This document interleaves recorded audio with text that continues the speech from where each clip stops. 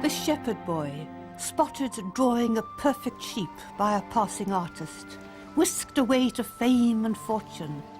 Ah, but that's the legend. What we do know for sure is that Giotto was suddenly the most famous artist in Italy.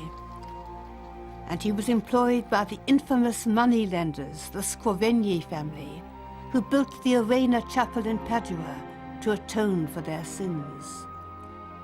People flocked here to see Giotto's own miracle, the drama of the Christian stories, painted as never before.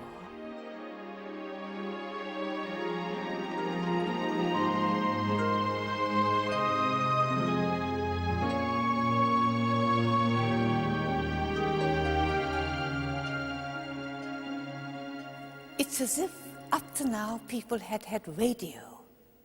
And then Giotto gives them television. People were bowled over. They came in here and walked around looking at all these great human dramatic stories. There was the kiss, warm, tender. And there was violence, cold human cruelty. There's a young couple getting married. There's birth. There's a party. And it was all absolutely real. Just look at the body language here. You don't need to know the Christian story to know what Giotto is painting.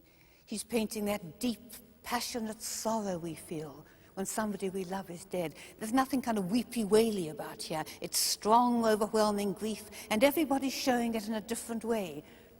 The two men at the end, stiff upper lip, and the young man who just can't believe in death. And central, of course, there's Mary, the one who always grieves most, the mother, holding him with those limp, defeated hands, and just looking at him without a tear. And that carries us, of course, onto the angels, that extraordinary invention of Giotto's.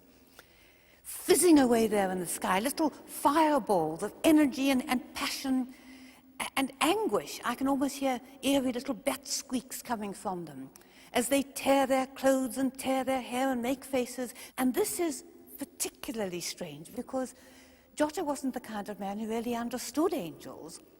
What he understood was the human, making religion seem part of our world, solid and tender and real. But angels, he'd never seen an angel. And when it came to painting them, this is how he usually behaved. Look, the best he can do are two podgy human beings with wings on them. And because they're just sitting there doing nothing, he really can't get up much interest in them. What interests him is the story, as always, the story and what's happening. Here are all the soldiers, those great males supine, lost in sleep, missing it all. And in the middle, this marvelous Mary Magdalene, that wonderful profile, lost in that eternal gesture of longing.